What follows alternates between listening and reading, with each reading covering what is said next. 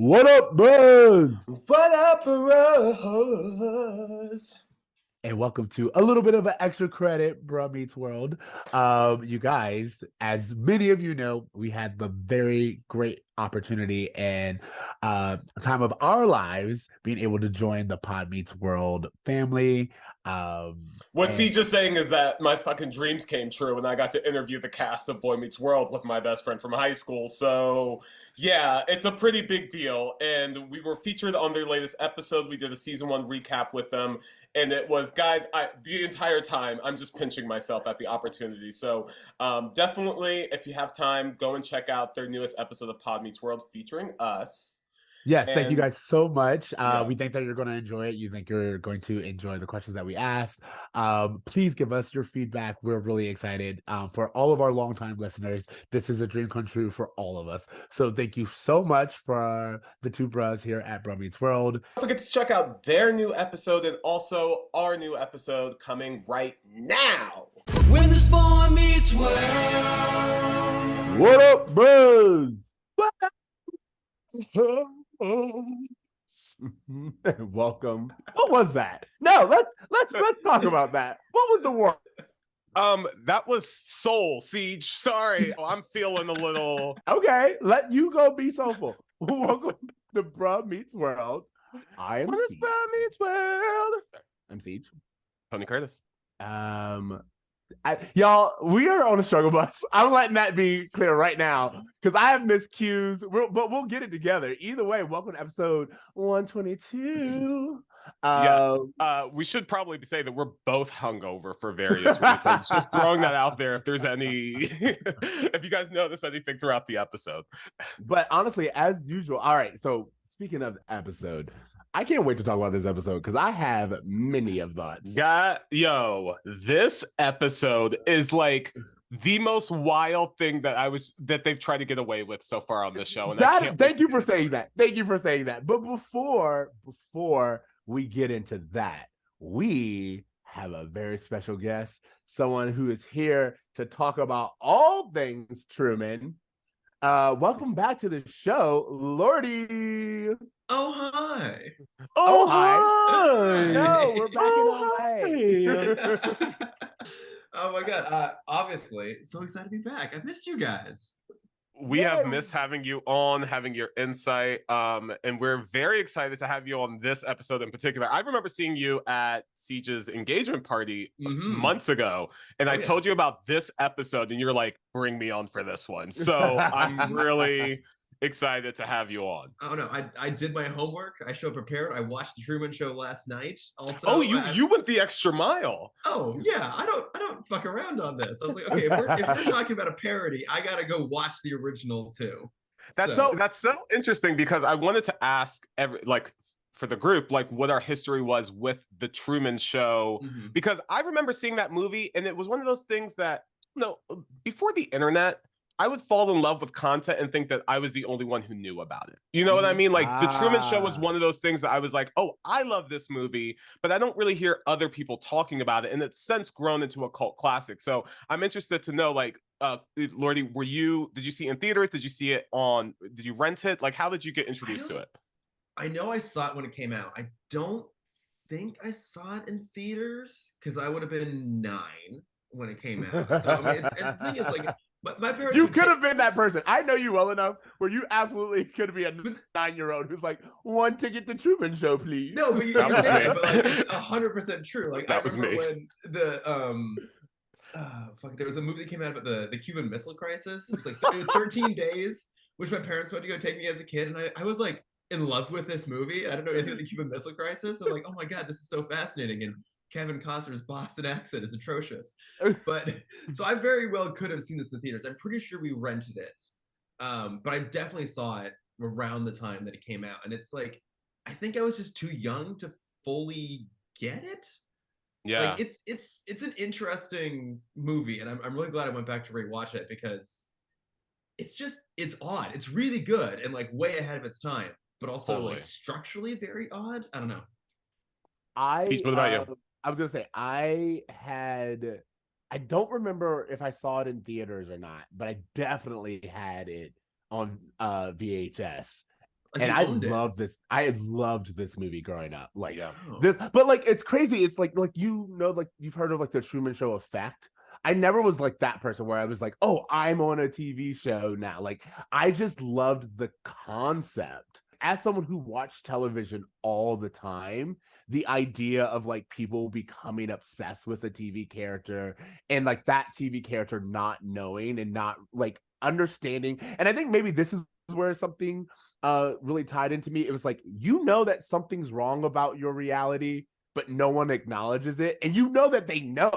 Like that's what it was like for me. Like I don't know, maybe it was like some kind of like closeted gay thing, but it was just like literally there was an awareness of like, no, you all are aware of something that you're not telling me, and like it's like that kind of like awareness but not knowing what it is. I really was attracted to as a kid. And then also I think this is like right after Jim Carrey had done like The Mask and Ace Ventura. Okay, so that's what I was gonna say, was that I was a massive Jim Carrey fan as a kid.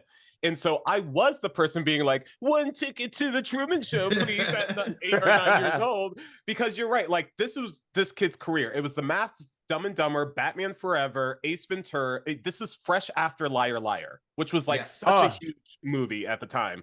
And so I went to go see this, and I loved that it was like, oh, we're going to play with the rules of television in real life. Like that whole thing of just being like, wait, you're doing an ad read right now, aren't you? Like that whole thing, like things coming out of the sky. I just was fascinated by the whole thing. The thing I'm so interested in is why this movie for this episode of this show. What made it so that this was the piece? Okay, because they've already done a parody episode. We've done the Scream episode, which is a notorious, like one of the best parody episodes of television, in my opinion. But this feels like they were trying to do that, and it just got really jumped the sharky for me personally. It's so, for those of you, we have jumped, speaking of jumping, we have gone so far. For listeners, for those of you who don't know, we are talking about season 6, episode 10, which we will get into the tell me about it later, called And In Case I Don't See Ya. And I completely agree with you, T. Like I watched this, and what's interesting to me is I was like, if you did not watch The Truman Show, does this episode make sense at all? The thing about And Then There Was Shawn is you didn't have to watch Scream to understand, like, and like it helped, but like it made narrative sense, and you're like, oh, this is like fun. And then they also like gave us all it's all a dream aspect of it. So like, you got to have some fun, but then you also were like in the real world at the end. It was like, oh, everything that we did was like an homage, but like it's also a fever dream. This episode, you're like, so we're all just gonna like he just built a brick wall outside, like outside of his front door. No consequences. Full Looney Tunes. Yeah, the Looney Tunes is full perfect. Looney Tunes. Yeah, the brick wall, the special effects, all of it, and all of it at the cost of like exploiting Rachel's trauma for the entertainment of others. Like, what are we doing here? Like, I truly feel this watching this episode. I was like, wow, Rachel is the most like offensive character in this entire show, because all they do is exploit her for sex and trauma and entertainment for men. Like that's her entire purpose on this show. And I really haven't seen them go. I know we're getting too far into it. I got excited. I feel like we should just go ahead and do the tell me about it. So, T, do you have a tell me about it? I do. All right. Tell us about it. No, really, tell me how. Eric filmed Rachel without her consent and played on her trauma with special effects. Woo! And we got some tune. Brilliant. I love it. There we go. Everyone, this is season 6, episode 10, And In Case I Don't See Ya. In an effort to become more popular, Eric creates a TV show similar to The Truman Show, featuring his roommates, but it's Rachel who becomes the campus darling. Meanwhile, Cory and Shawn expect special treatment from their friend, quote unquote, Mr. Feeney. That is the wiki summary. And I would like to say that it left a few things out. Got some things wrong. And I do want to start. All right. So really quickly, before I hand it over to Lordy, because I want to get your first reaction. Mhm. But when I said, and in case I don't see ya, I forgot. For a long while after I saw this movie as a child, I would say, and in case I don't see ya, good afternoon, Good afternoon, good evening, and good night. I would say that, like, I have to ask my parents when I started and when I stopped saying that, because I would say it all the time. I just thought it was so cool. And I actually really like it's a great catchphrase, but it's also just like a really nice thing to say to someone. Well, it's actually, I mean, it's probably going to be impossible for us to talk about the show without talking about the Truman Show in a lot of ways. Yeah. But in the Truman Show, it was like, hey, this is his catchphrase that he naturally does in real life. So to see Eric try to insert catchphrases and insert all of these things in, I can understand where it's coming from a parody place. But in terms of logic, in terms of the truth of what these characters are outside of this episode, none of it rang true to me at all. So, Lordy, what are your immediate impressions? Mhm. But also, had you seen this episode before? I definitely had seen this episode because I pretty much watched all of the latter seasons of Boy Meets World when they were airing. So like this is always like a fun like revisit when I go back to this. I know I saw this when it came out because I vaguely remember like that image of Eric wearing like the beanie and doing the whole Ed Harris thing. yeah. Yes.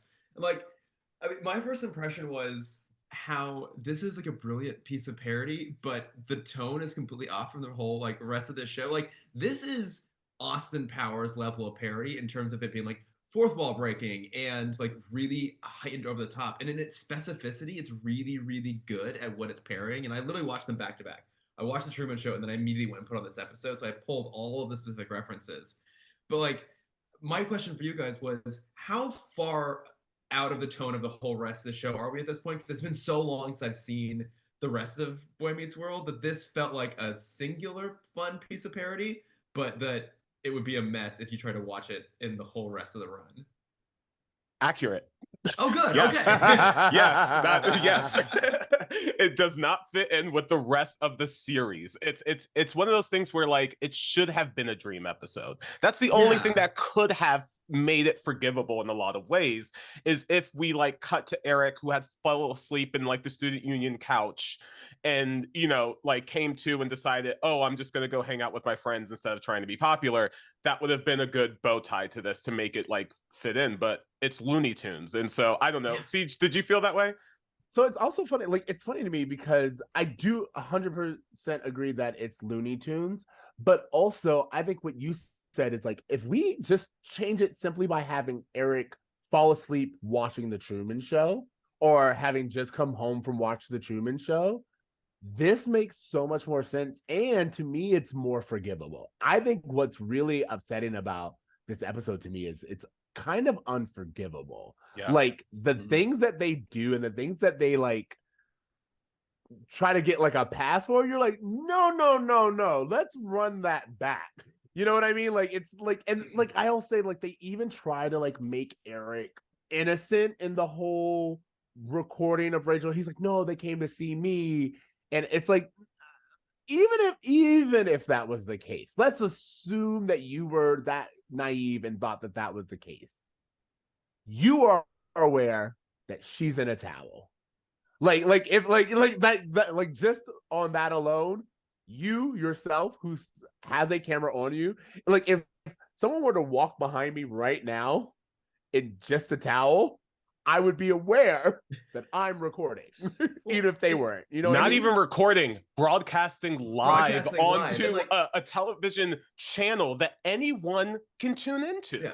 And even if he was unaware, he becomes aware like halfway through. And continues and doubles down. Going. Yeah, and he doubles down on it. Yeah. Should we do the roll call? Roll call, yeah. I was gonna say we want to do roll call because like we open up with Eric. I want to talk about Eric specifically in this episode because I feel like this is the sharpest, and I don't know when they recorded it. I feel like this is the sharpest, most obvious pivot of the Eric of earlier seasons to the Eric we get moving forward. 100%. It is so drastically different from the Eric I'm used to seeing. Like, and this is nothing against Will Friedle, but like the moment the episode started, I was like, who is this guy? Like, yes, it's like he's like, you haven't been watching Lordy, but like he's older in some way. His hair and makeup's different. Like he has facial hair. He's a different person than the Eric we've come to know. And I was just like caught off guard. I like had to check. I was like, how long has it been since I watched the last episode for Eric to look this different? And then for him to start to behave this way, you're like, oh, I don't know what's going on here, but this is the pivot from like the Eric that was just kind of like goofy to the Eric that is just like slapstick comedy hijinks. It felt very late stage sitcom. Like that's the big takeaway I had from it. It's like late stage sitcom. I love that like, expression. Yes. Everyone felt a little bit in the self-parody space all the way through. And again, this is my memories of 20 years ago, 25 years ago when I originally watched it. But like all the characters felt like the cliches of themselves that I like vaguely remember and not necessarily like fully fleshed characters. Completely agree. That's such a great perception because I felt that way with Feeney. I felt that way with Topanga. I felt that way with Alan. Yeah. Like so many of them were just acting like what they think their characters would act like versus being present in the moment. And it might just be that the script just didn't allow for any truth with any of these characters because truly we have seen both Eric and Cory take advantage of people throughout this entire season. And every episode, they come to a learning moment. And then every episode, they keep doing it. So it's so hard to like give truth to these characters when it just feels repetitive in its storytelling, I think. This felt like a run through because all of the acting, like don't get me wrong, the situations, yes, we've seen before, but it just feels like everyone read the script and was like, oh, we're doing this again. All right, I know what to do here. You know what I mean? it also just felt like whoever wrote this episode didn't know the characters. It felt like I don't know who wrote it or what else they've written. I'm sure we'll find out. Barry Safchik. I hope I'm saying that right. But like, is Shawn stupid or smart? Is Eric stupid or smart? These are questions we have been wondering this entire time. They've been playing Shawn to be the straight man for the entire season. So what do you mean he negotiated his extension from 3 days to 2 days? That just doesn't make sense with the Shawn that we know because he's not stupid anymore. That's been passed off to Eric, who is having a very real moment of being alone in college when we meet him that they could have approached from such a real space. You're in a new place. You don't have the friends you have in high school. You're feeling like, oh yeah, I just hang out with my same roommates over and over again. There's so much truth that they could have played into. But instead, he immediately pivots to the most ridiculous extreme version of what that internalized loneliness could feel like. And just, I don't know. I'm very interested into the mechanics of how the show works. Like that was one of the things I kept like wondering was like, how is he doing this? But it's funny. Really quickly, going back to roll call in the very first episode, we get Eric and a new character called Louie, who is played by Shawn Weiss. And Shawn Weiss is, of course, like he's from Mighty Ducks. He's like a 90s child actor. The most 90s guest star they could have put in this episode, they found. Yeah. Yes. Well, he was in another episode too that we did recently. Like he's been kind of like coming in and out. I think this is probably the last we see of him, but like, yeah, he does a few episodes. What I thought was interesting is that Louis just goes to him and goes, look at them and then look at us. And Eric's just like, what are you talking about? I'm minding my own business. Like, you know, it's like, I'm studying, which is what you're supposed to do in college. And he's like, oh, look at the populars versus us. And I was like, that's really insulting. You don't know me. You don't know my life. Like all of a sudden you just be like. Also, what's strange was this concept of popularity in college, which is something that I felt like was a big motivating factor in like middle school and high school. But when you're in college, I didn't really think there was like popular cliques like that. At least it didn't seem that way at my college. I don't know. I didn't really feel like there was that. I mean, I was in engineering school, so no one was popular. But even amongst my class, like no one, it didn't feel like it was separated out into cliques. Like everyone was actually like pretty chill with each other. Yeah, it does feel like a weirdly dated concept to put into a college environment. It's really, we've talked about this before with Boy Meets World, and the fact that they seem to be like taking school from like an old time, or like they themselves misunderstand what level of education the kids are at, because as you said, it's like there's like cliques or being popular in college, and you're like, I don't like, there's parties and you can be like upset that you're not invited to a party, but then also there is later a party where they're like invite only, but it's being thrown by the school. And I was like, that doesn't sound like a cool party. Like, I don't know anyone who was like, oh, yo, you get your ticket to the school sanctioned mixer. Like, it's weird. This whole thing happens where Louis gets to go to this party. Eric is feeling left out. And his immediate notion is, oh, I'm going to film myself for clout. Yeah. Which is kind of an interesting, forward-thinking, ahead of its time thing. Like, I do think that there was something about the Truman Show, which, by the way, I don't know if this matters at all. The Truman Show came out in June, and this episode aired in December. We're so far removed from this movie. It's weird that they would parody it so far from the release. Actually, it sounds to me like someone watched it, because like January is when they're like all the writers have come back into the room. You're right. So you're right. Yeah, everyone got back in. They were in love with the movie. It was something that everyone talked about, and they were like, "Oh, we should do this." And then they like wrote a script around the idea of the Truman Show. But like from a production's perspective, like that's actually about the fastest turnaround you could have gotten at the time. Yeah. Like really, definitely. Like it's like, oh, like within 6 months, like that's actually pretty quick. Like Ceej, to your point, what that tells me is like someone went to the movie, came in, the writers were like, oh my god, we're doing a Truman Show parody, and I'm gonna write it. You're all gonna have to put up with me. And to that point, this seems like something that like the Truman Show, a group of writers would have been like, wow, like it's playing on that Hollywood thing. It's playing on what it means to run a television show. So it seems like something that a writer's room would respond very strongly to. But to my point that I made earlier, the Truman Show wasn't the biggest hit of 1998. So it's just strange that they were like, oh, even though we're relating very closely to this, we're going to make this something that the Boy Meets World universe is going to relate to, which feels disconnected. When will you realize that that is what Hollywood is about? Like the number of things that I now look and you're like, oh, this was for no one. This was not for the target audience. This was a group of men in a room circle jerking, basically. Yeah. They were like, oh, we're going to write our own episode. It's going to be the greatest thing ever. All of the writers will get it, and it'll be really funny. And maybe that's why the cast was just like, ugh. You know, like they're like, really, you guys? I feel like the Truman Show had like a little bit of like zeitgeist stay in '98. Like I think it's one of those weird things like we still talk about now, and I don't know if it's even because it's been revisited heavily. It's more just like it was such a unique thing when it came out that I think people did like latch onto it, and I feel like it was something you would just kind of keep referencing over and over again. But that does just change the fact that this was like super masturbatory in how it was approached.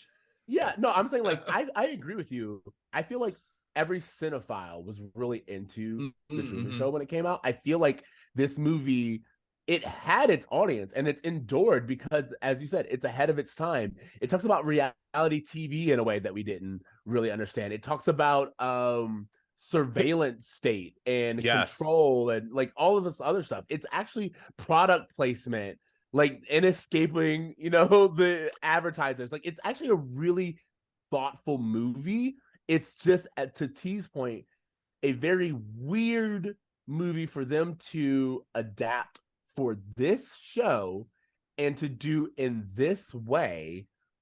And it's very exploitative all around, it feels.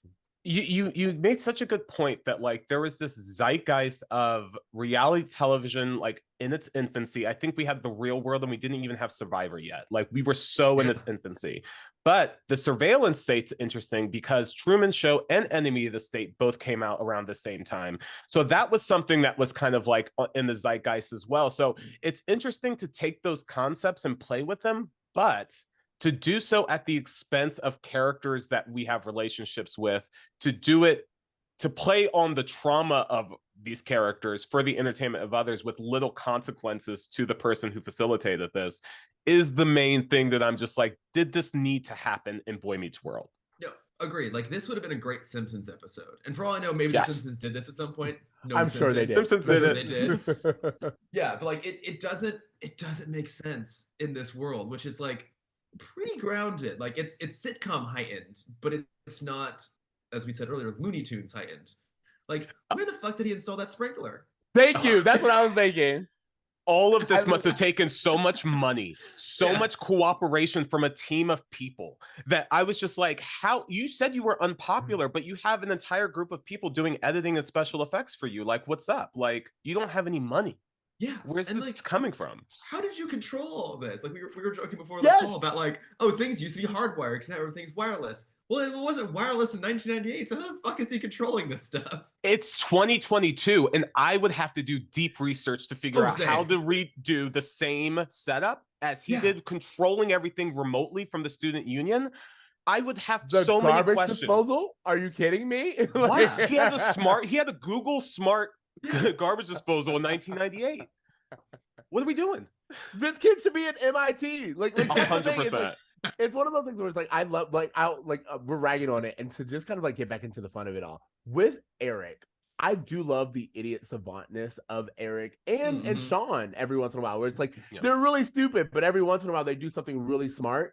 And this is one of those things where it's like Eric and all of his energy and all of his interest, if he could just harness that, would be ridiculously intelligent. But the thing is, they don't even really give him credit for that. So it just feels hollow because it feels very much like we just wanted to do this parody and we didn't want to give any weight behind it. And we didn't want to make it feel like it had any consequences. It's just like the most sitcom episode of sitcom episodes. And that makes me sad because I feel like there was a way, as you said, T, to do this episode where we talk about isolation. We talk about exploiting yourself for attention, getting it, but people being caught in the crossfires of that. You know what I mean? Like, that's what I really wanted. That's where I thought we were going to go with it. And even with Rachel, because the moment Rachel finds out that she's being recorded, she storms off. And I was like, oh, we're going to have a conversation where she's like, this is unacceptable. You had me on screen in my towel without me knowing. I am never talking to you again. And instead, she just shows up again later in a towel. Yeah. There's one moment that I have to talk to you guys about, and it's really early on when Eric is giving instructions on how to eat soup on his live stream, and he's excited, for the whole thing. Jack comes in and starts yelling at him, and Eric's like, no, this is like, they're watching, this is like such a big deal. And he gives Eric a hug, and then from the student union, we hear Louis go, I told you they were gay, and then a friend slips him $10 as if they had a bet riding on it. So everyone on this show is aware of the gay context between Jack and Eric. We can agree? Is that what happened? Absolutely. Like, thank you so much for calling it out, because the moment that happened, I was like, oh, so it's an awareness. Like, everyone always like, oh, you're reading too much into it or whatever. It's like, no. And also, I want to make it very clear, they also don't deny it. Like, that's one of those things that like is always is interesting to me about this show, because it's very clear that Jack and Eric have a dynamic. They are really close, and of course, if they want to say history will say they were roommates. Like that's how it is. But like in real world situations, there would be something there. There would be some kind of like. Jack goes to Eric's house for the holidays and he, like it's a dynamic. It's a relationship. I thought that them like, oh, I told you they were gay. It's weird because it's like the very first time I think we've ever acknowledged anyone being gay. Like they're like just saying the word gay. I think this is the very first time because no. Frankie said gay before, like in terms of just gay? Yeah, Frankie was like, what are you saying, I'm gay? Yeah, remember but when like, he used to do that in the but beginning? that's what I'm saying. It's like what I'm saying is previously in all the other, there have been plenty of like allusions to same-sex couples or like someone being non-binary. Like there's always been that hinted in the show, but this is the most direct I've ever heard someone say that person is gay. Like usually it's like a look.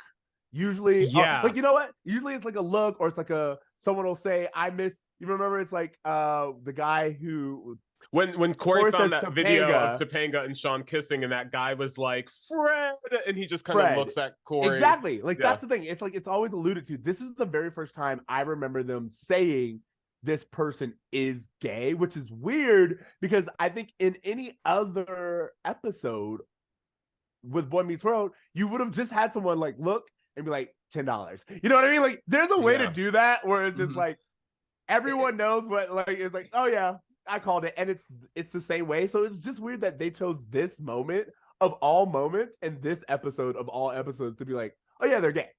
It's almost like they could get away with actually saying the word gay because it was the punchline of a joke. Like, well, they're clearly not. Right? They're clearly not. So it's okay, we could say it. It's like, well, but is it clear?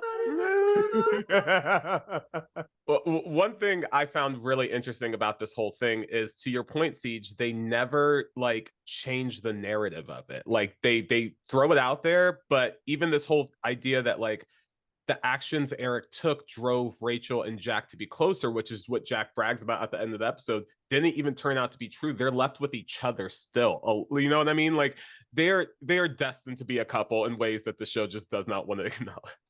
I've been listening to the Pod Meets World podcast with the original cast members, and it's really interesting to hear them like talk about everyone in the cast and how things go.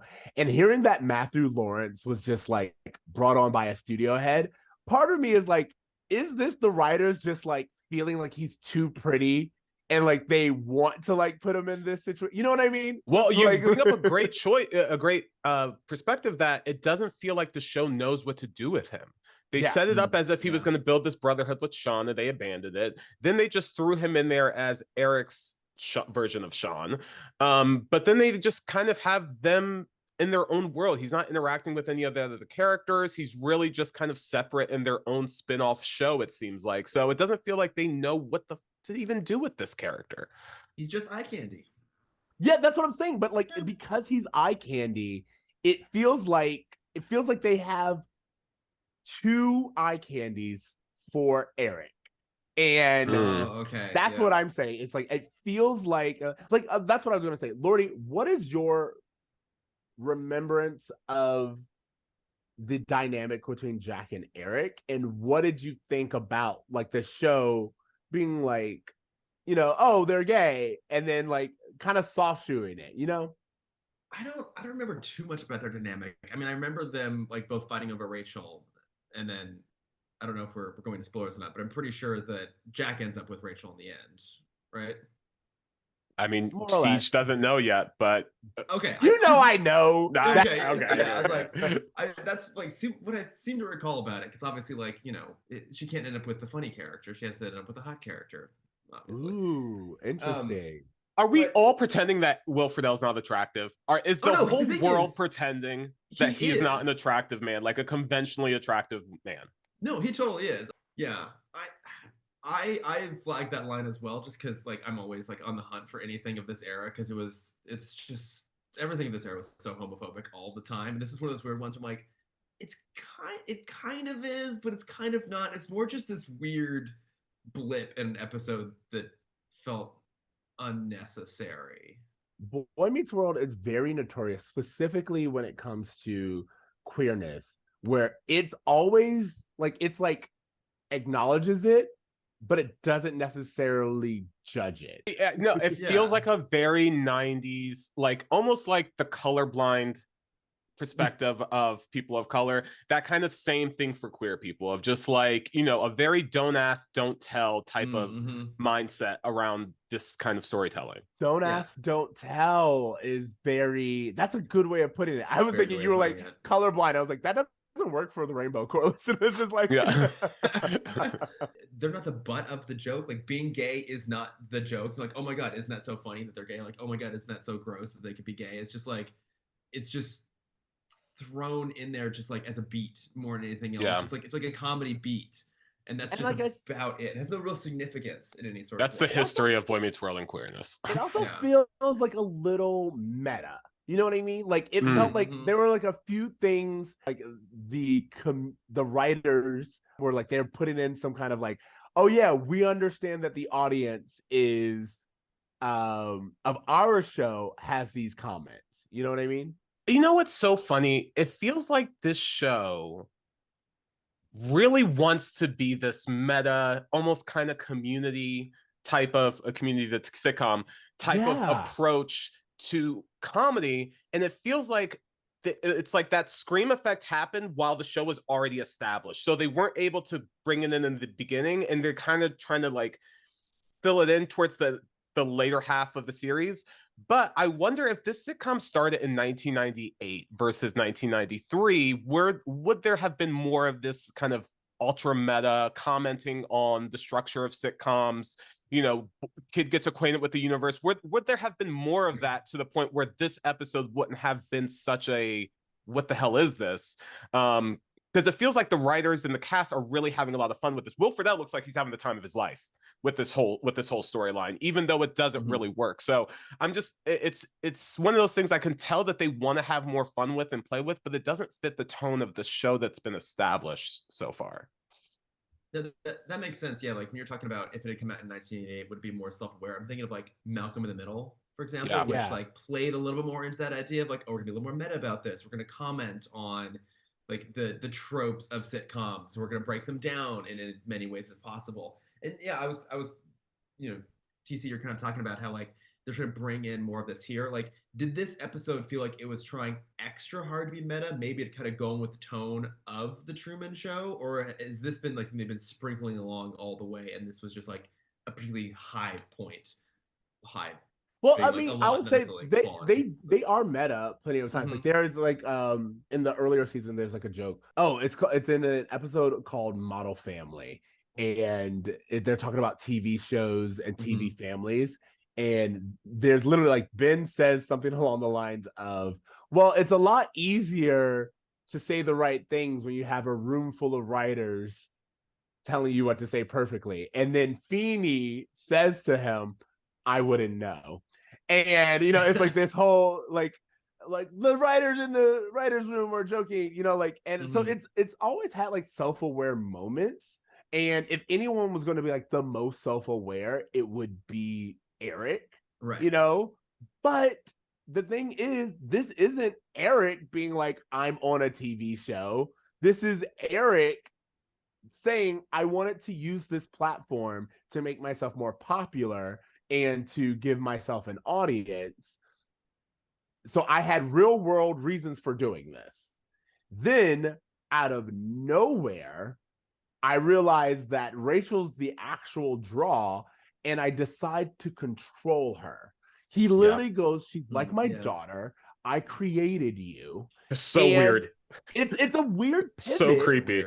If you didn't watch Truman Show, you don't get that reference, and it just comes off as incredibly creepy. Even when it's Ed Helms doing it in Truman Show, the whole thing is like, this is Ed Harris. Ed Harris. Why did I say Ed Helms? I don't know. But thank you. Now that I want to see. But anyway, Ed Harris doing it in the Truman Show. It's about, this is a dude with a God complex. It's fucked up. It's creepy. It's controlling. And there are consequences to it. You know what I mean? It's just like, this is like, there's like a struggle between creator and creation. Like there's like a lot going on there. And then there isn't. There's just exploitation. Yeah. And I think that's what's bothering me. It's like, it's pure exploitation. Everything about it.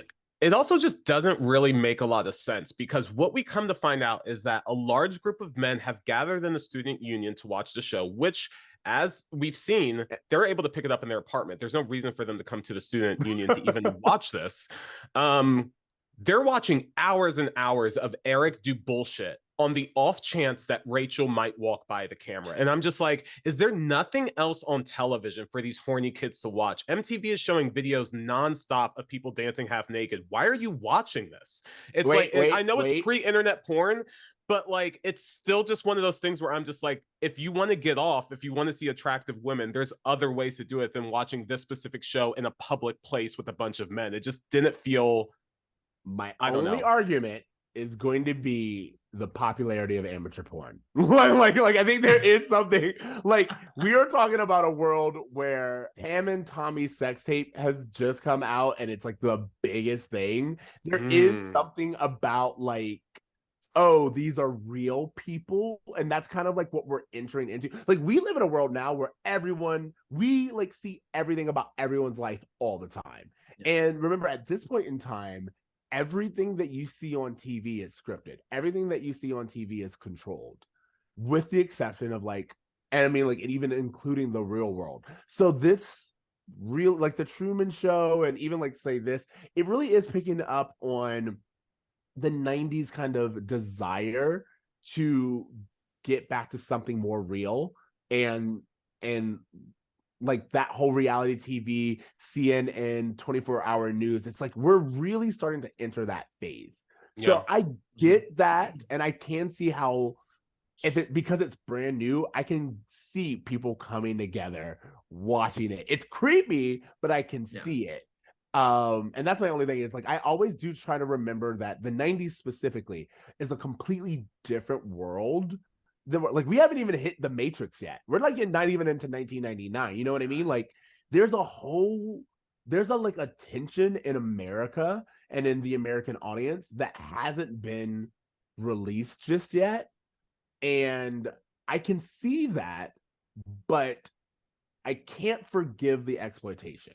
I know that's a part of the Truman Show too. It's like you keep flashing all these people who are watching it. So like the guy in his bathtub. You have like the two old ladies with their pillows, which they threw in at the end there, which I was like, oh my God, this is very specific. I love that you did this.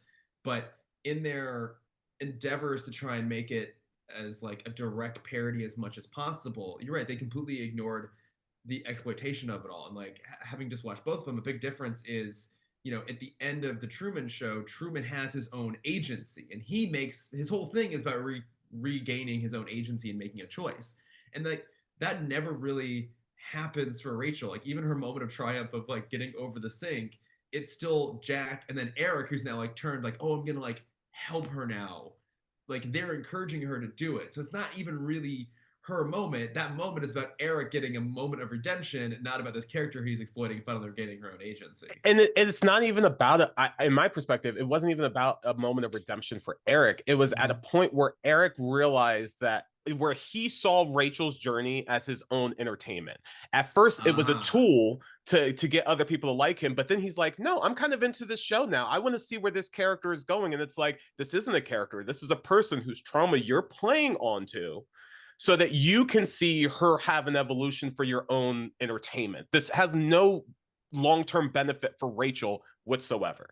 But the thing is, he did it like that. But like, again, we got to get to the B storyline, and I will keep us moving. But here's the thing, I do want to talk about this because it's really important. Eric didn't do the garbage disposal thing as a hill for Rachel to climb and overcome. He did it as a gate to keep her inside. Yeah. Yep. And that's what's interesting. For Eric to go, tell him why you won't do it, Rachel. And that means, oh, she confided in Eric at some point in time.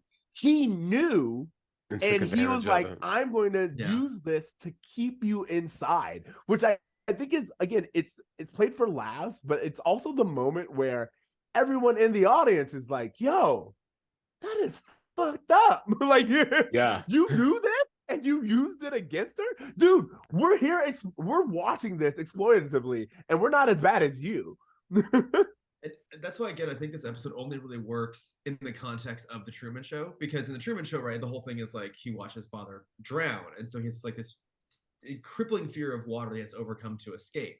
And so by contrast, like, being afraid of a garbage disposal is like, it's comedically set up like, oh, like, this is such a ridiculous thing to be traumatized of in comparison to what we're drawing from. So like in that contrast, okay, yeah, that's funny. But in its own, you're right. It's just like this is just really dark. Like, why would you be Also, exploiting this person? Also, I mean, who puts a fire escape through a small window on the other side of a sink? The fire marshals need to come and check to make sure this is all legit, because this seems like a terrible way to escape from a fire. Why would the fire escape not be on that back window On the where balcony. like it makes so much, yeah, on the balcony? Why would it not be there? Like, it's crazy. No, you got to crawl through a little window. Mm-hmm.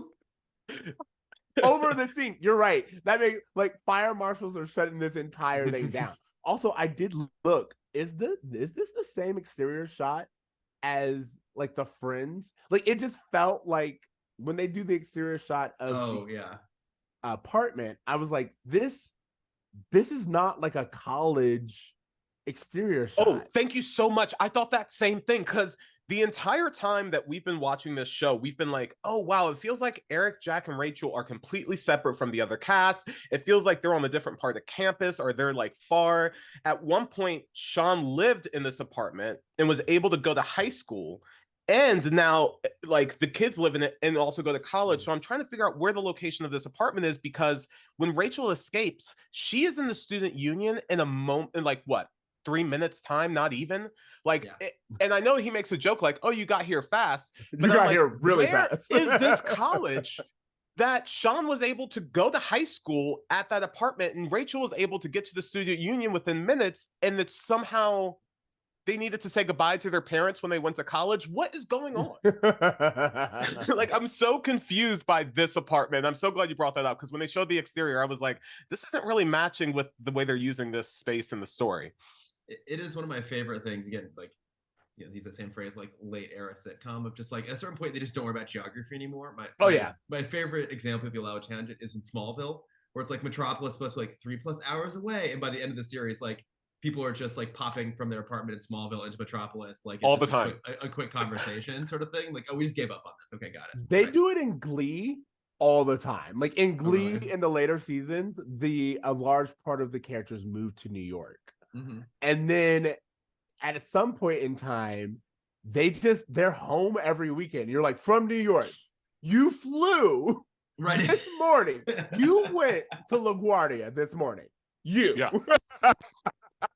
Or you drove 8 hours to Ohio. Like, which is it? Dude, I kind of want to do a Glee podcast, if I'm being honest. Like, I kind of want to. Glee, I'm going to tell you right now, that's one of those shows where it's like, episode 1, scene 1, you're like, doesn't hold up. We don't need to talk about this. If the answer is no. Oh, if you're saying a Ryan Murphy show doesn't hold up? What? No. Impossible. Okay, so does anyone else want to say anything else about Jack, Rachel, or Eric? Go ahead.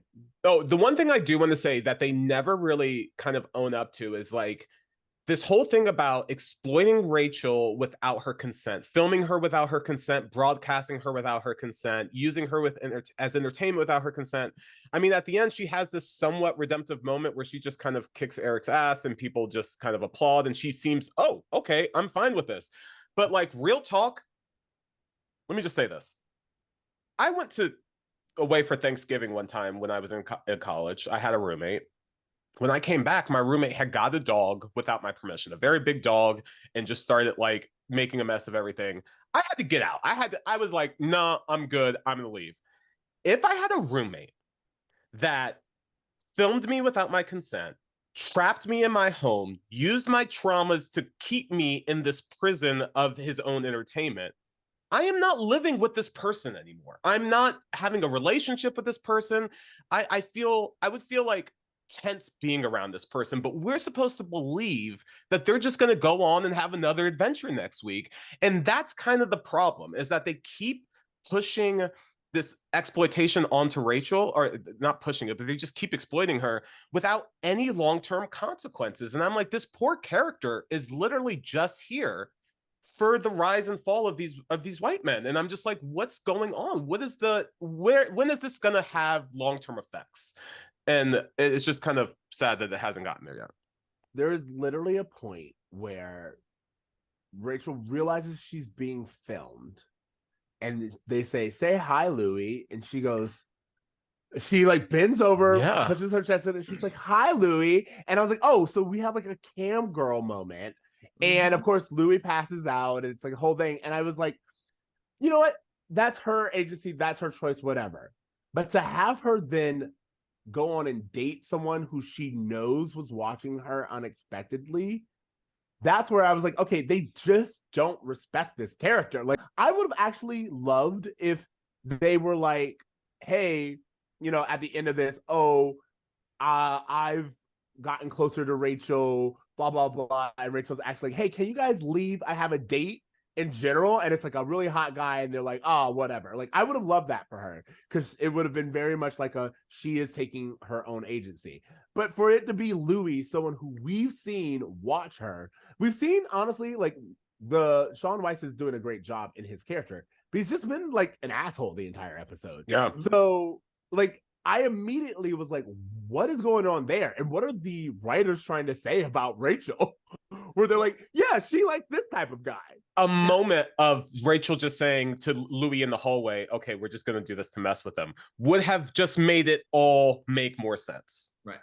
But, TC, to your point, if there were consequences for this in the show, that would be the writers saying that there should be consequences to that kind of behavior in real life. And it took 20 plus years for that even to like start to penetrate the culture of like, oh, there should be consequences. Yeah, that's true. It's so funny to me because, as you said, it actually really ties into the B storyline. So I'm happy to like kind of segue there. But this idea of consequences, there's so many times, and we're going to get there with Cory and Shawn, where they're like, all I did was this really unreasonable thing, and that was so long ago. And you're like, it was literally yesterday. Yeah. Shawn and like Cory's whole subplot in this was so high school. It was such a story that like doesn't make sense in this current show that we're in. Like, it doesn't make sense anymore. And I'm not saying it doesn't make sense for them to feel like that they could take advantage of a professor or something like that, but it's just that like Cory's learned so many times to stop taking advantage of people. Like, it's a consistent theme that he learns pretty much since the Topanga cheating things in mid-season 5. Like, this is an ongoing thing that he learns over and over and over again, but he's not learning. And I think that's the most frustrating thing. It's so funny because even in that season 5 episode, Kids Gets Acquainted with the Universe, where they're like doing this meta commentary about the show, the actor Ben Sandwich, who's playing Ben Savage or Cory, he's like, are we doing the story again? How does my character learn lessons every week and not get any smarter? They pointed it out a year ago and they're still doing it. And I think that's the thing that's the most like, Yeah, I would agree with that. Like one of the moments that flagged for me was when the dad basically says like, hey, like you're in college, but you still have a lot of growing up to do. And I was like, okay, I'm glad we boiled this down to like the most on the nose way possible to convey the lesson. And yeah, it did feel like, okay, sure, that is universal true thing, but like, yeah, to see to your point of like, that's where you choose to show this lesson is like them exploiting Feeney. Like, again, I haven't seen this show in 20 plus years, and I imagine that this plot has to have been done before at some point, right? Like, in some level of them like conflating the relationship with Feeney as a friendship and as a teacher and a mentor. Well, I mean, they took over his house as an Airbnb one time. Yeah. Without his consent. Entrepreneurs. Right? I mean, they were way ahead of the curve. So it's interesting because I feel a little different about the storyline, and I have more of a problem with the execution. The idea of Feeney early on, like school is very stressful. We all know that. And they're like, look, we're going to go to Feeney. We'll bribe him if we have to, but we can't do all of this. We'll give you $100 right now. When Shawn's like, I'll give you $100 right now. Like, just cuts to the chase. I can't do this. I'm stressed out. I get. And for Feeney to say, you guys, I've known you for years. You don't have to do all of this. Just ask, which I thought was really important. He's like, just ask. And they're like, hey, can we have more time? And he goes, I'll give you more time in the negotiation. It's fun, whatever. Then we find out they did good. And I was like, okay, so that's not the lesson. Topanga got a B. Again, that's what I'm expecting. And then they go up and they're like, hey, you know what? we didn't even do the paper that you asked, and we're gonna ask you now for an extension. And Feeney being rightfully upset and hurt, be like, wait, so you didn't even this time you didn't even try. You just assumed I was going to. Oh, you did me this favor this one time, and I just assumed that I could take advantage of it moving forward. That is a conversation I would have loved to kind of actually spend time with. And instead, I feel like we fast track this. We don't really get Feeney kind of talking and being like, yo, that's kind of like messed up. Like they just kind of show Feeney immediately shut down and be like, yo, you both have F's. To your point, this could have taken such a better turn to really focus in on what is the relationship that these boys have with Feeney. Like, we took advantage of him, but like, did we hurt his feelings? Like, there could have been something where like they really appreciated this relationship. But the thing that is so frustrating, and like the thing that I keep harking on, is that even at the end of this episode, when they're apologizing for taking advantage of him, when he doesn't change their grades, they go back to just like not apologize. They take their apology back. And so I'm like, what was the point of any of this if they didn't have any arc whatsoever? White boy logic. like it literally is what all right. As our resident white boy, Lordy, like, can you please explain it to us? No, it's true. Yeah, it's like, oh, okay, I learned a lesson because in the end, like, it still worked out in my favor, and all of a sudden now, like, oh, it didn't, so I'm not gonna like actually keep this lesson in any sort of way because I didn't actually benefit from this, so I'm just gonna move on and not learn anything at all. I mean, that's literally what happens. It's like, you know, as soon as it doesn't work out the way they wanted it to, they go right back to it, and then that's the final beat. Is like, oh, the funny beat here is that I'm gonna take the waffle and then throw it back on the table. They tossed a waffle at Mr. Feeney's face. I know, rude. Are you kidding me, bro? Like, come on, he's done everything for you guys.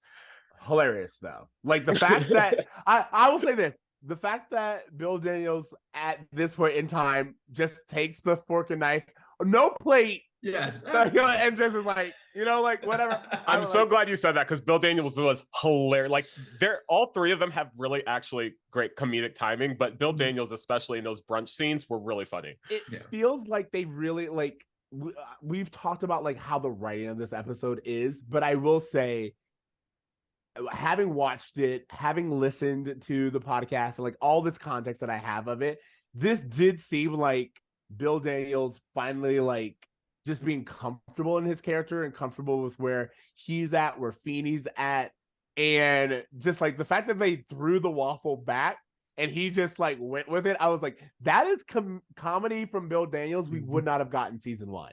Like I feel like they wouldn't have put him in that situation. It would have been way more of like Feeney is such a respectful role in the earlier seasons, which is why I think it's really important that Alan is like, yo, you don't talk to him that way. I did appreciate the parents like calling them out and just being like, no, like, hey, like, we're familiar with him, but that is still a teacher. That is still someone you show respect to, no matter what the situation is. That's all the lesson that you learned. It isn't. But I also love how Lordy, you said, which is really interesting. It's like, we were only going to learn the lesson if it benefited us. It didn't benefit us, so we didn't learn the lesson. We're just gonna go right back to it. Yeah, I mean, it's you know, it's ultimately just like a lack of accountability, right? It's like, oh, we were held accountable for something and we made an amends, but oh, you didn't just like completely reverse your stance because I apologized for it. What? You're ridiculous. You're the enemy here. So telling. Because I think that may be the definition of white boy logic. Like, I think it's like, it's really like, you put it succinctly. It's like, I'm only going to learn the lesson if it benefits me. Oh, this didn't benefit me? Then why was I trying to learn a lesson? Why do you think I keep making the same mistakes in life? I love it. That also explains why Cory just keeps going around in circles. It stopped benefiting him after the episode ends. So he's like, this isn't something I have to keep holding on to. I do have two things. One, I have a turned on by Alan moment. Alan was giving it to me. Alan was giving it to me in the kitchen. I was like, I see what you're doing, Rusty. I'm here for it. More of this guy. Like, we have to admit, Amy and Alan are a very attractive older couple. Like very attractive. 100%, And I don't even think they're that old. Like in terms of sitcom, I think they're like what, early 40s at this point, but they look phenomenal. Like I think they look really great. Oh yeah, if they came up to me and were like, "Hey, we saw you from across the bar and liked your vibe," I'm like, "Yeah, okay, I'm going home with you." Thank oh you. my God, do you think Alan and Amy do that? I mean, Please let that be a subplot. I would love for it to be true. I think that's definitely some wish fulfillment. Like, look at how like sexually conservative this whole show is. I think we can assume they don't do it, but in my headcanon, I think that they do. All right. Well, when Amy's baby comes out black, we'll see. But okay, that was the second thing that I wanted to say. So, Feeney, we get a moment of Feeney in the kitchen with the Allens, and he's just there like as their neighbor. Like he's just having a good time. They're chatting, which is like usually Feeney comes in and he like leaves, like he has like something neighborly to say, and then he leaves, or like he's always standing. To see him like sitting at the table, they're just all hanging out, I thought was like really cool, and it's really unique because you don't get that viewpoint. It showed that there was a friendship between Alan, Amy, and Feeney in a way that we haven't seen before. Because you're right. Every time he comes to the Matthews, it's always as a teacher. It's always as like, hey, I'm going to help you learn a lesson, even if it's not about school. This is the only reason why I'm over. But this was just like, hey, we're like talking baby names. We're shooting the shit. We're drinking coffee. It was nice to know that there was a relationship that didn't revolve around the kids that existed. Now, that being said, he says, I've always liked the name George. It's dramatic for sheep herder or something like. What does he say? I don't even remember. It was such a throwaway joke. Here's the thing. My whole thing about it is that is completely inaccurate. And this is what bothers me about the episode, because I felt like it was this joke told me everything I needed to know about whoever wrote this episode, which is that George is actually Greek. It's actually a Greek name, and it means farmer. And again, like it's close by. That's what I was like I heard that joke, I looked it up, and I was like, okay, this told me what I needed to know. Whoever wrote this, they just wrote it out of nonsense. Didn't take a second to actually think about what they were trying to say. And the fact that this is George Feeney, who would absolutely know the true origins of his name. It makes you question if any of the things George has taught the kids is true. Can we trust him as an educator? Is he seeing like, no, seriously, Feeney is like perpetuating fake news, and we need to get to the bottom of it. How did you get fake news into this? Hey, I think if anything, this proves that Cory and Shawn were right. They should not have trusted his perspective. Should not have trusted him. Yeah. And what's kind of a shame, to your point, Ceej, is this idea that for the first time, like this season, other than one throwaway line at the beginning of the season where they're talking about the baby's wallpaper, they're actually focusing in on the fact that Amy's pregnant. Like they're focusing in on the fact that like their family's expanding. Like they need to keep these side stories going to like for future events, but they're not really setting it up well. Like if you were only watching the season kind of like every other episode, you may have no idea that Amy's even pregnant. So it was just kind of a missed opportunity to kind of really talk to them about like, hey, you're over 40 and you're about to have a baby. What's this experience like for you? Like they could have just done so much more with it. Amy is pregnant. Morgan exists. And yet we spend does she? Yeah. We spend the entire time talking about like one of your kids is literally running an illegal like cam show. And the other one, disrespecting senior citizens in your face. Yeah. And to me, that would have been a perfect time for them to be like, do we want to do another one of these? Yeah. Should we be doing another one of these? I don't know if we're good at it. Yeah. I don't know if we're good at it. We can't even keep track of our daughter. We have no idea where she is. Wait, did we have a daughter? No. Okay. Anything else? No. I really don't have much else to say. Other than that, this episode was the episode that introduced me to Gouda cheese as a child. I never knew what Gouda cheese was until I was a kid, because I grew up in the 90s and I had American cheese and bologna sandwiches, because bologna was also a thing in the 90s as well. But yeah, I got introduced to Gouda cheese, and Feeney's right. It's one of the better cheeses. Oh, Gouda's amazing. Yeah. There are a few things to that point. One, I was like, where does Shawn get this entitlement? with like Yeah. Sean had I got money attitude, and I was like, yo, where did this come from? Because he was like, yo, I only see 2 cheeses. Yeah. Where's that 3rd cheese? What did I tell you about the Gouda? I thought that was very interesting and very like weird, out of character for Sean. Wait. But then also there are a few line readings that I just loved. One is Sean being like, we're also sad that it didn't work out in our favor. Look, I'm sad, but I'm honest. And I was like, yo, like, look, we tried to make a pass. It didn't work out. I'm sorry. I'm also sorry for me, but I respected that. And then also at the end, when I think it's Eric says, how do you live with yourself? And Jack says, I don't. I live with you. I was like, that's a fun line. That's a great line. And that's like very telling of their dynamic.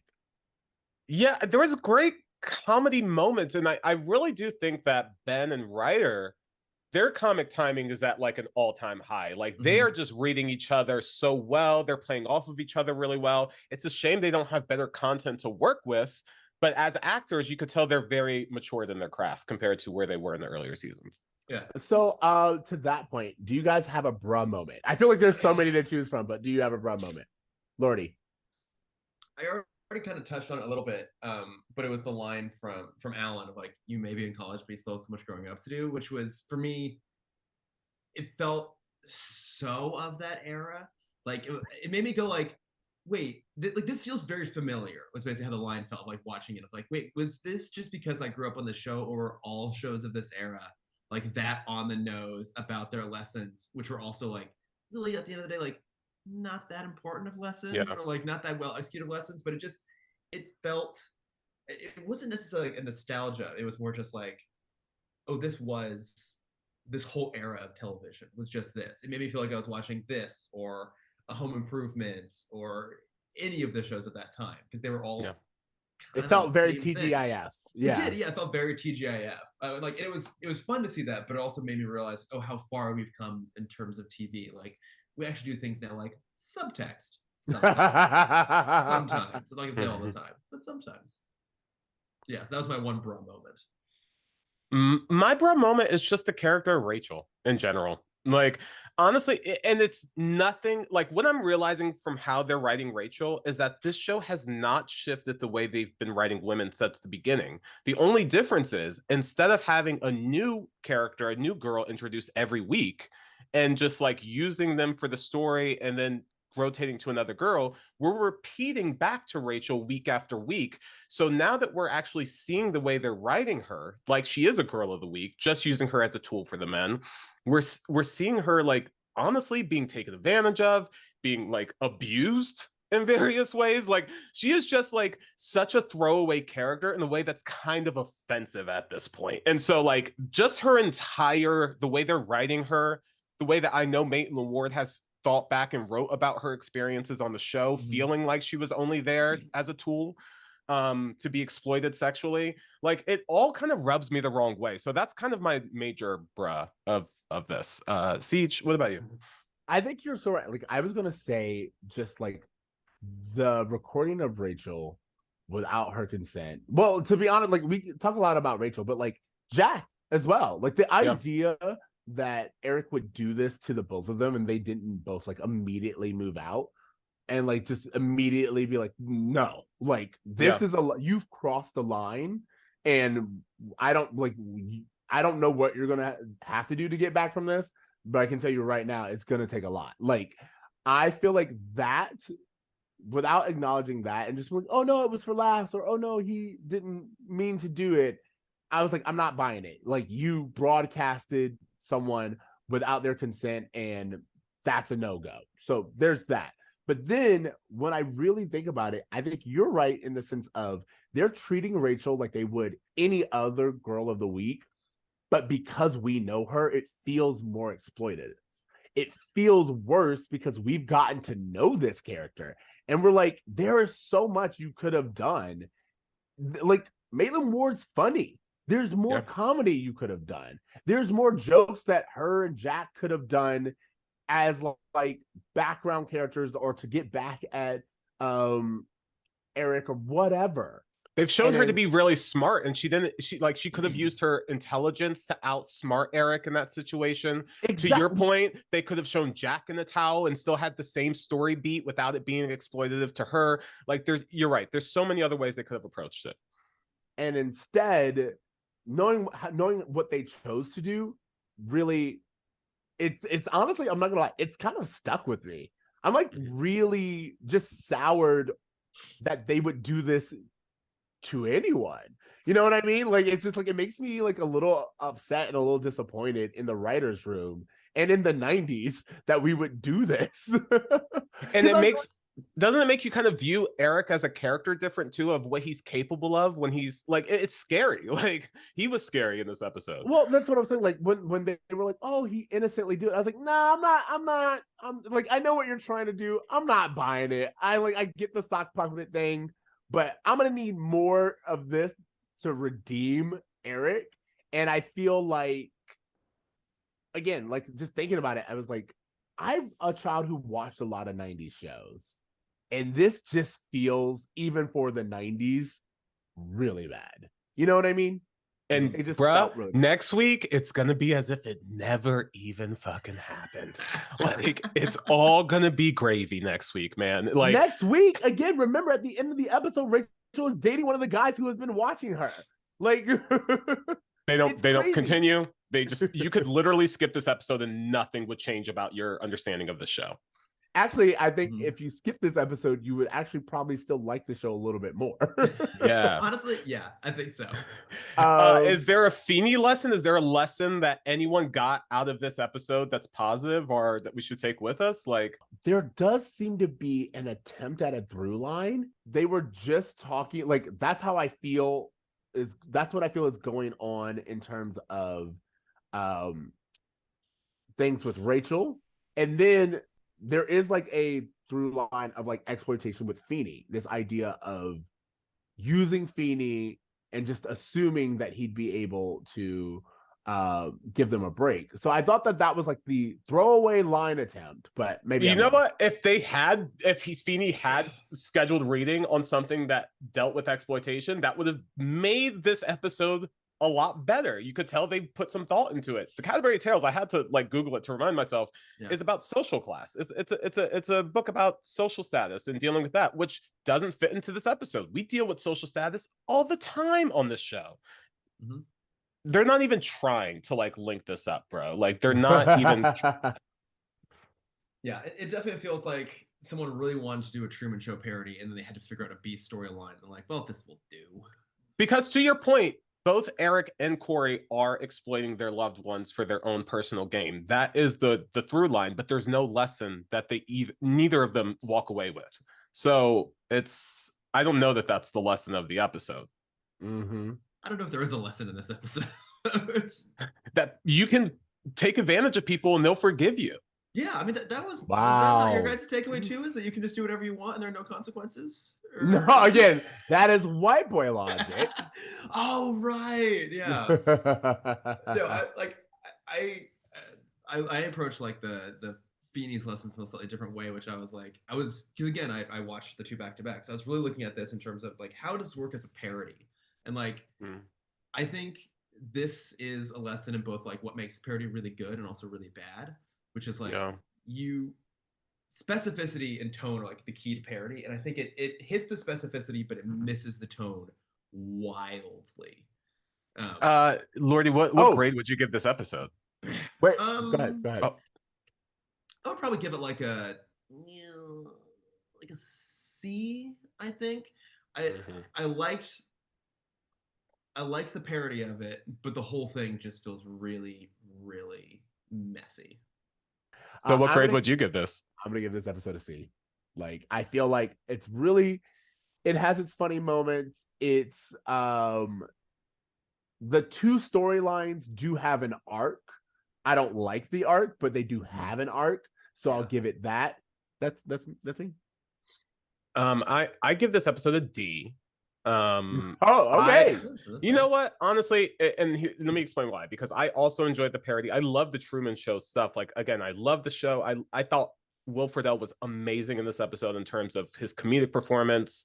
But I feel like watching this episode changes the way I view these characters in such a significant way that these writers will let these kids get away with anything and without overall consequences, to the point where I'm just like, oh, this is kind of damaging to show children in a way. Like, I wouldn't want to show kids Eric filming people without their consent and really facing no long-term consequences. Like, it's kind of a damaging thing. And I also stand true to the fact that if you didn't watch this episode, you would miss nothing in terms of character development, in terms of story, in terms of anything. Like, it, I think this episode hurts the show more than it helps it. And so because of that, I give it a D. And I also feel like what's very frustrating about Boy Meets World is that there is no definitive jump the shark moment. They have these little blips of jump the shark and then they'll reel it in. And like in a few episodes, we'll get some storyline that's pretty decent. And then it'll go into like these dips. And so that's what's the most frustrating, is that there's no point where I'm just like cutting off the show and being like, no, from here on out, the show is trash. But we're like slowly descending into this phase of the show where it feels like people aren't putting in the care and thought and intention into the episodes that we're so used to and that we've come to love about the show. So not exactly a jump the shark moment, but definitely a moment that kind of marks for me that like, hey, this show going forward is going to be kind of a crapshoot. You convinced me, and I'm gonna take it back. I'm gonna give it a C minus. Like, my whole thing is like, I felt like I was being forgiving when I gave it a C, but I was like, how bad is it? But I think you're absolutely right, to where at this point in time, in this second, it actually damaged the show's reputation in my mind. Like, I thought, I went into this being like, oh, I love the Truman Show and this will be fun. And I kept looking for the lesson, the relief, to be like, oh, okay, this is all worth it. And it never gave it to me. And if anything, we all have agreed you can skip this episode, and it may be better for you to skip this episode if you like the show. And if you've never seen the Truman Show, 100% skip it. Oh, there's no reason. There's no reason to watch. No, that was the other thing I was going to say, which is that it also only works if you've seen the Truman Show. Yeah. And that's like an important part of Parody, is like it also kind of has to stand on its own, and I don't think this does at all. And then the Rashawn stands on its own completely. You can watch that without even seeing the series and enjoy the episode, because it's a parody of a genre, not of a specific movie. Yeah. This is so specific in its parody to something that dates it so bad as well. And well, again, what usually bothers me is like, and then there was Shawn. They wanted to do a parody and they committed the entire episode. That is what this was about, you know? Yeah. And in case I don't see ya, we have a B storyline, and you're like, well, then why do we need to do that if we're doing this? Like, that doesn't make sense. You know what I mean? It's like, commit to it. Give me all you got, or don't give me anything at all. Yeah, I agree. All right, Lordy, what do you have for homework? All right, so I have two things. I'll do the obligatory semi-self-promotional plug, which is, before this call, we were talking a little bit about Wakanda Forever, which just came out. And so the show I produced, X-Ray Vision, we just did a whole episode all about it. And I'd say probably the coolest part is we interviewed writer Eve L. Ewing, who did like one of the iconic run on Ironheart, and was just such a cool person and like such a cool interview. So I'll say like that's something you won't get other places. And really quickly, like, tell our listeners what like, I don't think you did this last time you were on, so you got to tell them. Was it pre X-Ray maybe even? I think it was. Oh my god, way back in the day, when I was still making smoothies for Larry David. But yeah, the show I produced is called X-Ray Vision, and it's a deep dive into all things like nerdy and pop culture. So Marvel, Star Wars, comics, fantasy, sci-fi, all these things that I love anyways. And so we've been covering recently like a lot of the TV that's been coming out. Andor, which you guys aren't watching, is actually really great. Like, it's probably the most radical thing Star Wars has ever put out. Like, it's not what you expect from Star Wars. It's like, hey, like, fascism is just like a like ongoing bureaucratic like machine that just tears everyone apart. Again, not what you would expect at all from Star Wars. So go check out that show. And then also, yeah, we've been talking about it. We have an interview with Tony Gilroy, the screenwriter of that show, the creator, coming out soon. I'm not sure when this is gonna air. But yeah, no, it's a fun show, and we get to talk about all kinds of nerdy stuff. I'm not on it. I'm not a host. I just produce it. I do all the behind the scenes things, except for the occasional cameo. So that's the self-promotional thing. And then in terms of like anything else I watched recently, I just watched Do Revenge on Netflix. I haven't watched it yet. Is it worth it? Don't get no spoilers. It is worth it. It's fun. It's very fun. It's got a great cast. It's got an awesome soundtrack, like really strong vibes. I won't say anything else other than once you've seen it, I have many things I want to talk about it with you. So excited. Okay. My homework. Yeah, I'll just throw it out there real fast. I throughout the last few weeks got really into the television show Chucky. And I don't know if either of you guys have seen it.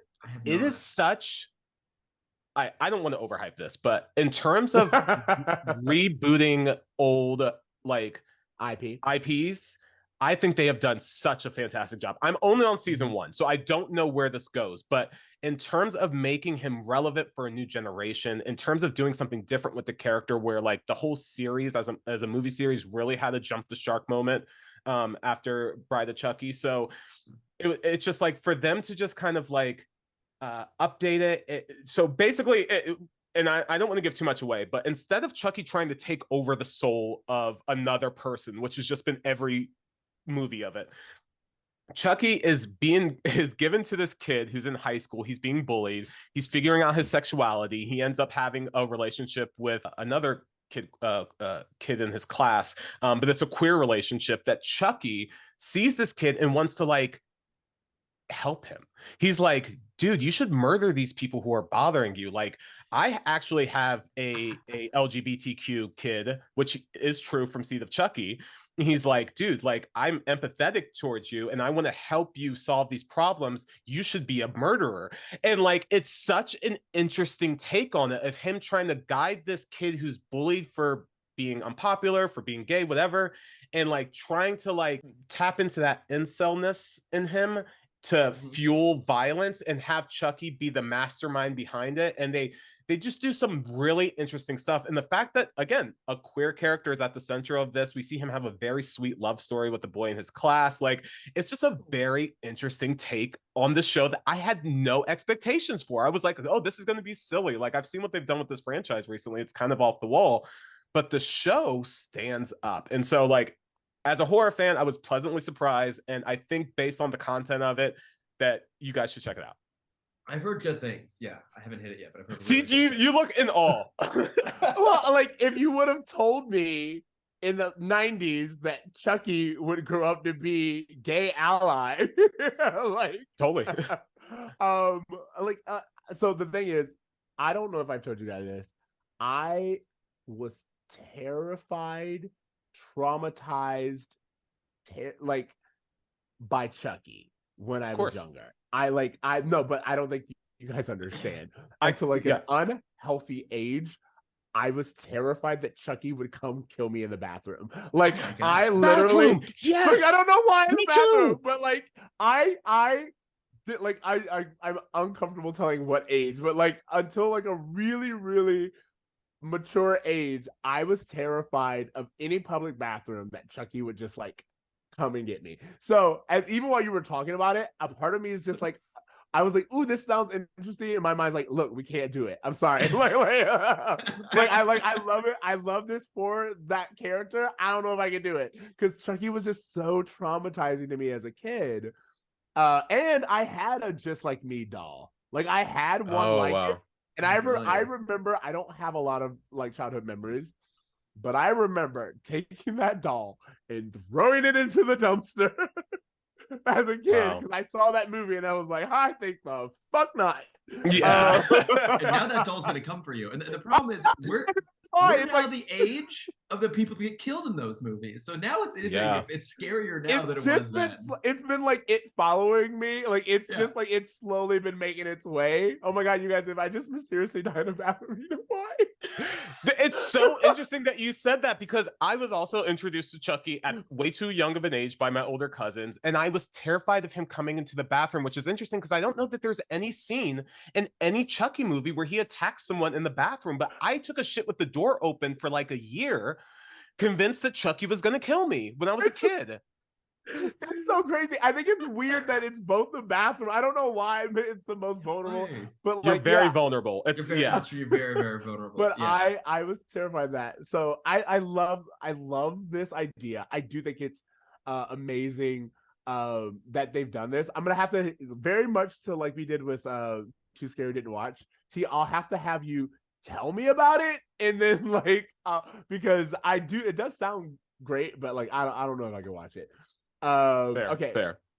But to your whole thing, I was thinking a lot about my homework. I feel bad because it's like by the time this releases, we will be past Halloween. But I have to say, I got into the show Ghost on CBS / Paramount Plus. It's so one of my joys. It's like I don't know how to describe it, but it's just, what do they call it? It's like Guilty pleasure?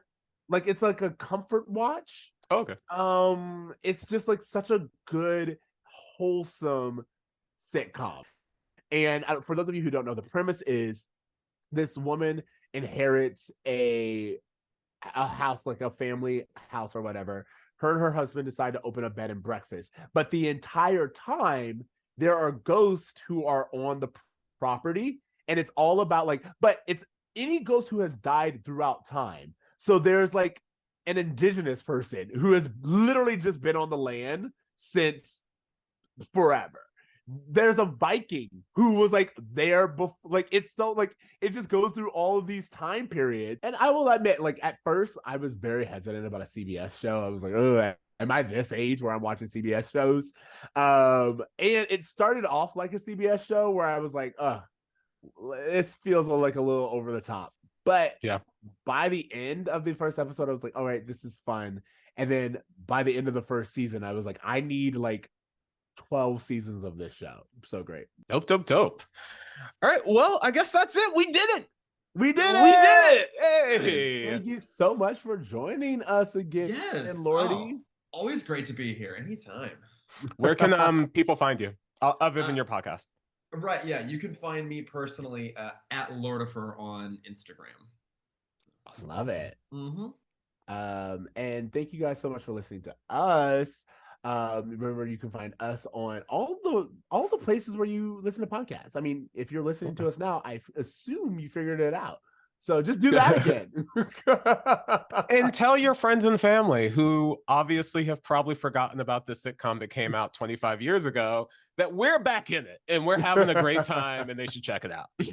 Do not watch this episode though. You can listen to this episode of us. Do not watch this episode of the show. Yeah, if any of the episodes we've reviewed, this is the one I'm just like, just listen to the podcast. Just listen to us talk about it. Don't watch it. Absolutely. Okay, and if you guys please leave, I will say, I don't know if you know this, but like you can leave a rating on Spotify. So do that. Leave us a rating. 5, we prefer, but like, I mean, if you got feedback, I'll take it.